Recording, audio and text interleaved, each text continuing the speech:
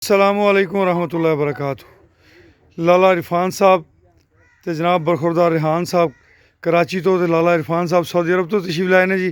Sari premiere family का हिस्सा ने ऑलरेडी तो अलहमदुलिल्लाह फीड मिल का भी हिस्सा बन गए। अलहमदुलिल्लाह सुम अलहमदुलिल्लाह खुश आमदीद कहने सत बिस्मिल्लाह जी आयां नूं। लाला सिंह बिस्मिल्लाह, क्या हाल चाल है? ठीक हो? तबीयत से ठीक है? वैसे जी पिछों मियाँ वाली दिन है अजकल कराची सैटल ने। सत बिस्मिल्लाह सिंह, आओ बिस्मिल्लाह।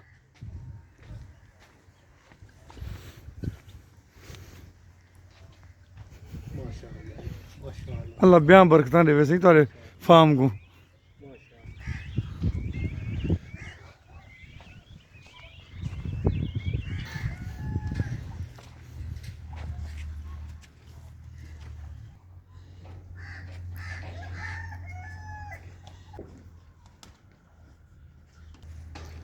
लाला इरफान बगौर वीडियो तो देखते रह गए वे।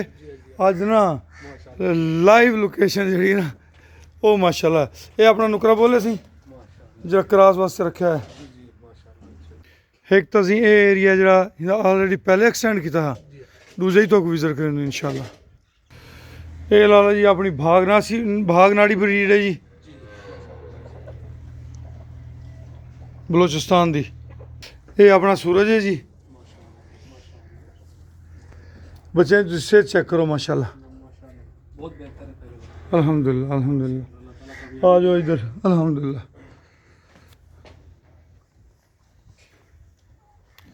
अपनी लाली बैठी है, और पीछे हीरा बैठा जे, इधर अपना किंग बैठा जे।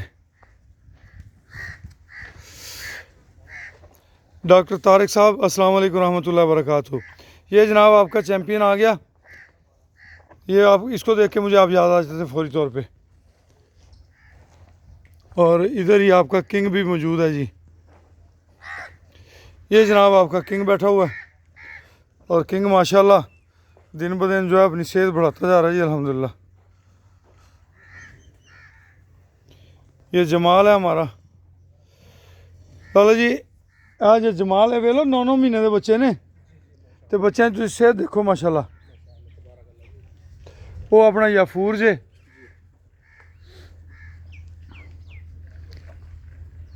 ये इंशाल्लाह जिमें जिमें मौसम अगे बेहतर होता जाएगा ना, होर इन्हों की ग्रोथ होर बढ़ती जाएगी, होर बेहतर होती जाएगी। बिस्मिल्लाह बिस्मिल्लाह।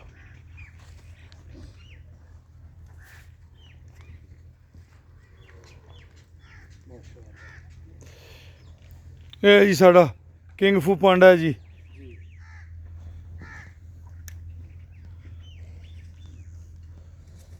वो काला जा बोल वेख्या ना, ये ओदी औलाद है जी।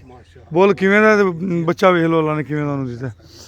ये अपना हैगा जी जनाब लड्डू।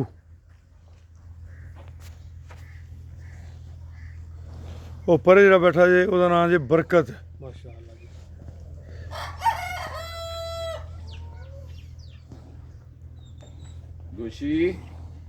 हाँ वो गोशी है जी सामने। वो इंग्लिश बॉय अपने कोई गांव दी सी जी, ओदी लत्त टुट गई सी, ये ओदी बच्ची है जी।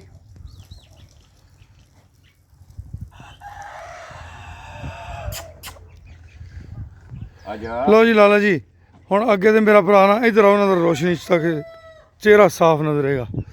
पहले तो मेरा भरा वेखदा सी वीडियो पतरिया गया जा, पहले तो इधर कोल आना पूरे। हाँ पहले तो मेरा भरा वेखदा सी वीडियो, आज लाइव वेखे ने माशाल्लाह जी। कुछ दिल मुतमिन होया है? बिल्कुल बिल्कुल जी, दिल खुश हो गया है अल्हम्दुलिल्लाह अल्हम्दुलिल्लाह। माशाल्लाह। अल्लाह ताला आपको कामयाबी दे आमीन। इंशाल्लाह। उम्मीद है कि ये जी हम सबकी कामयाबी जो है पाकिस्तान की इंशाल्लाह कामयाबी होगी। लोगों को अवेयरनेस आ रही है कि बच्चों की केयर कैसे करते हैं, इनकी निगहदाश्त कैसे करते हैं, इनको खुराक कैसे देते हैं। ये हमारे मुस्तकबिल का सरमाया होता है जो हम लोग ज़ाया कर लेते हैं। अगर इसकी हम हिफाजत करें तो बचत ही बचत है अल्लाह की मेहरबानी से। हाँ जी दूसरे पोर्शन में भी चलते हैं इंशाल्लाह।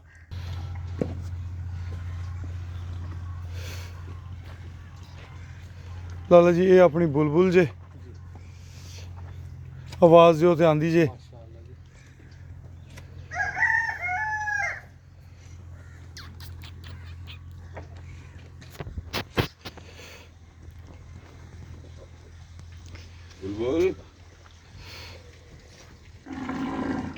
हाँ जी